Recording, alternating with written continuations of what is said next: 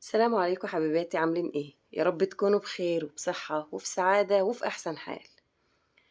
النهاردة الفيديو ممكن يكون مختلف شوية عن أي فيديو تاني، بس حبيت أتكلم معاكم شوية.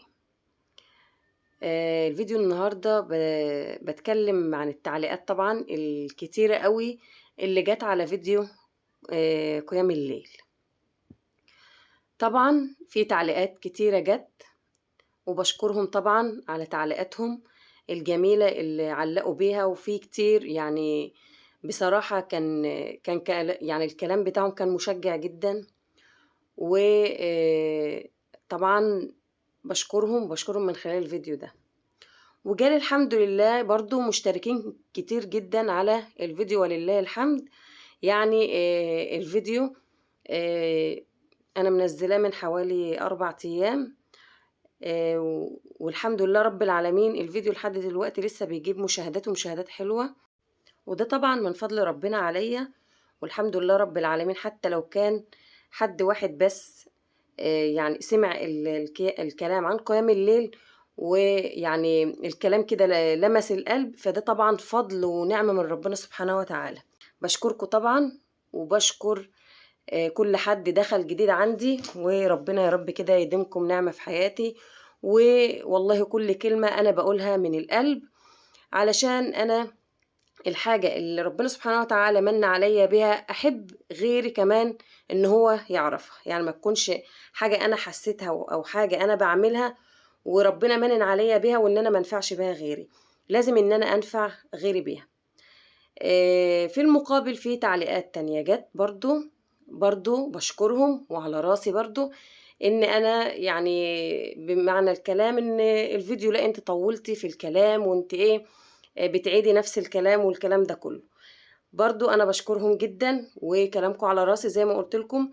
بس قيام الليل مش هو يعني مش حاجة بسيطة ان انا اتكلم عنه كلمتين وانهي الموضوع. القيام الليل ده حاجة كبيرة جدا وحاجة عظيمة جدا، ومهما اتكلمت فيه وعملت عنه فيديوهات مش هوصلكوا الإحساس اللي أنا برضو حاساه.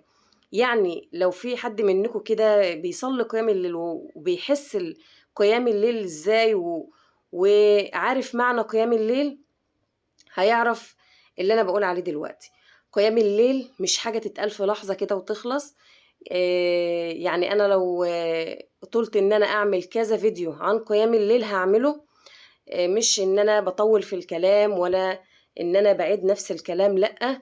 الكلام اللي أنا قلته في الفيديو ما يجيش حاجة عن الإحساس اللي أنا حاساه.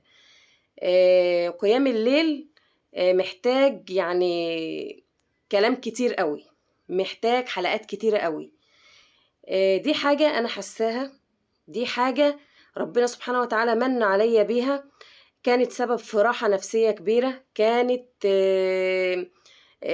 سبب في إني الحمد لله رب العالمين في حاجات كتيرة قوي يعني كانت مضايقاني، وكانت كنت بحس بيها بخنقة. يعني مفيش حاجة خلتني أهدى ولا أفضل من صلاة قيام الليل. صلاة قيام الليل هي اللي غيرت مني بجد.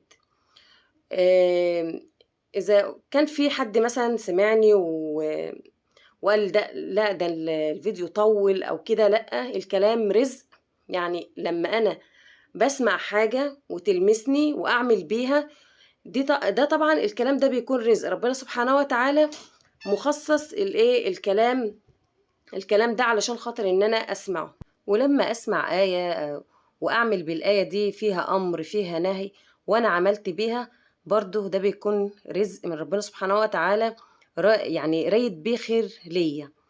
فلما اسمع برضو درس مثلا ديني والدرس دوت بيتكلم عن حاجة انا ما كنتش اعرفها، واعمل بالحاجة دي، ده طبعا سبحان الله ده بيكون رزق من ربنا سبحانه وتعالى ليا، فبيكون رايد بيها خير ليا برضو لما انا اعمل بيها، او ان انا بتعظ من الآية دي. طبعا ده بيكون حاجة فضل من ربنا سبحانه وتعالى عليا.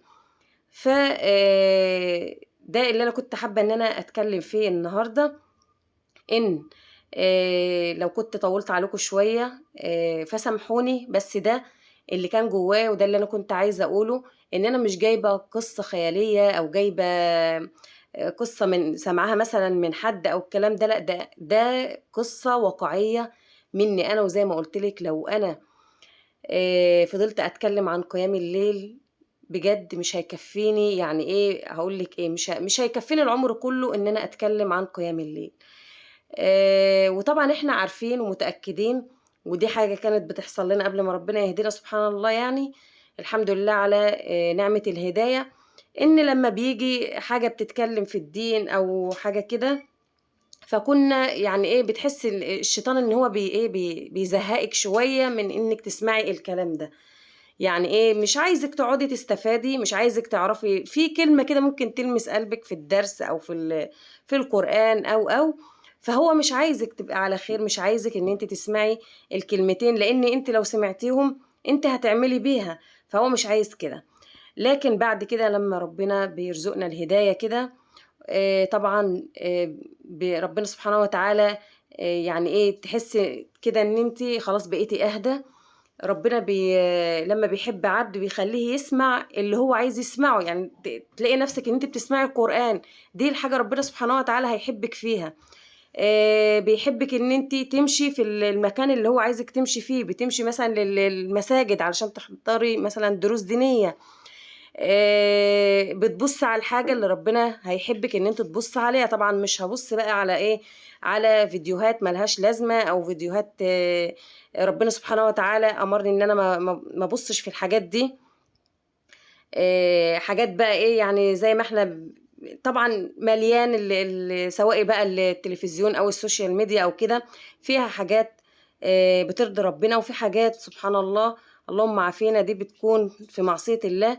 فأحب أقول لكم إن أنا يا رب أكون خفيفة كده على قلوبكم، وأكون يا رب أي كلمة بقولها تكونوا بتستفادوا منها. وسامحوني لو أنا كنت يعني بطول عليكم، ده والله حب، لأني بحبكم جدا. أنا عايزة أوصل كل كلمة، وعايزة أوصل كل طاعة أنا عملتها وسبحان الله يعني وصلتني لراحة نفسية فأنا عايزة أوصلها لكل حد. يعني أنا نفسي إن أنا كل حاجة اتعلمتها وعملت بيها أوصلها لكل حد. فبشكركم وسامحوني إذا كنت طولت عليكم، وأشوفكم إن شاء الله في فيديوهات كتيرة. وده شجعني يعني أنا ما هو مش إن أنا مثلا خلاص إن ما عدتش هعمل فيديوهات من النوع دي، لأ، ده أنا الفيديوهات ديت أحب إلى قلبي من أي فيديوهات تانية، إن أنا أتكلم عن طاعات ربنا سبحانه وتعالى. إن شاء الله هعمل فيديوهات كتيرة، وهعمل كل حاجة أنا عملت بيها وعن تجربة واستفدت منها هفيد بها غيري إن شاء الله. وربنا يا رب يجعله كده في ميزان حسناتنا إن شاء الله. وأشوفكم في فيديوهات جديدة كده، والسلام عليكم ورحمة الله وبركاته.